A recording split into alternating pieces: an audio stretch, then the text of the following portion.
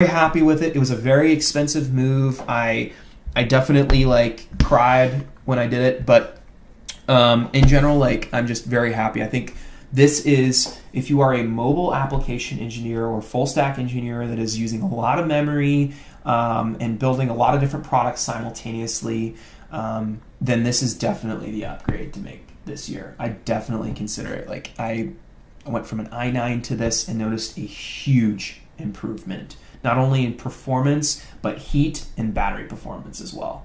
Also coming from a 13-inch 2018 that is pretty well spec'd as well. Again, just night and day difference. There's no question whatsoever. So if you like this video, make sure you take the time to thumb up, whatever everyone does on YouTube. Leave a comment if you've got any questions. I can definitely go into more detail on any one of these aspects if you'd like. But yeah, thanks a lot for your time, guys. So real quick, I'm not going to go into too many details here, but maybe you have sat down and started considering buying one of the new MacBook Pros because you're a mobile application engineer. Maybe you work with Flutter. Maybe you work with cross-compiling engine, React Native. Maybe you're a back-end engineer and you run a lot of Docker containers. Or maybe you do all of the above like myself. I write iOS and Android. I love building applications built in Kotlin. Kotlin is my favorite programming language. I really enjoy Python, and I use a lot of Docker containers. But professionally, what I'm getting to is that I'm a mobile application engineer. I build apps, and I've done that now for 10 years. I've done it since the beginning. I have released many applications for Fortune 500 companies and dozens of personal projects as well. But that's not about me. Today is about you and making the decision about whether or not you should upgrade. So my personal experience has been this. My day-to-day work laptop is an i9 fully spec'd. It is 2019. It is very recent hardware. This is a great machine on paper. But in reality, I have been conditioned to suffer. This machine, when I run it in my lap, doesn't work for more than 3 hours. It will literally burn my lap and run out of juice within, like I said, 3 hours. If I even think about opening Zoom and an Android emulator simultaneously, the fans will kick on to full speed.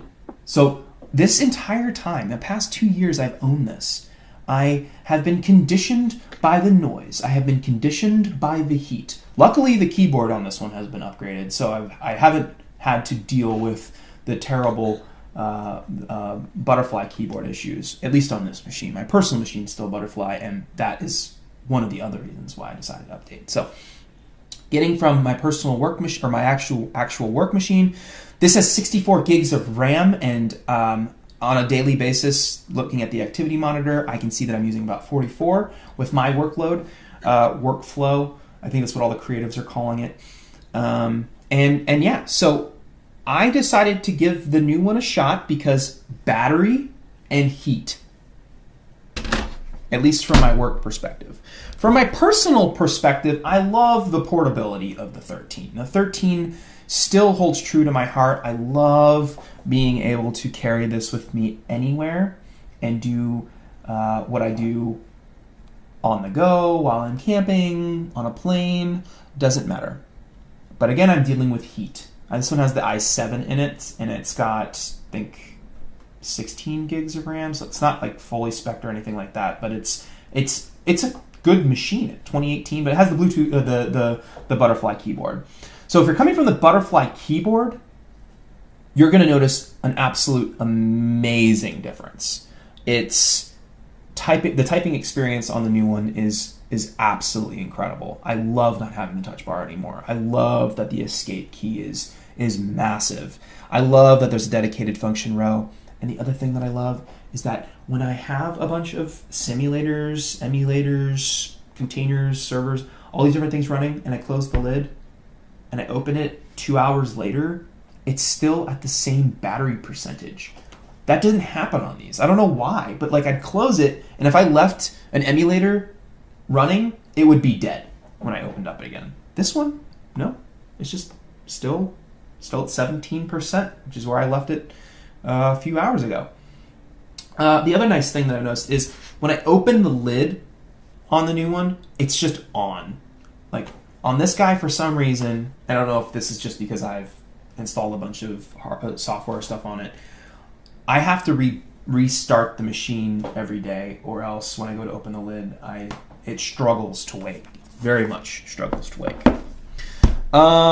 Yeah, so from a personal perspective and a work perspective, you can see where I was kind of coming from. I had the butterfly experience, and I didn't like how fast I was running out of battery on both, and both of them suffered tremendously from heat.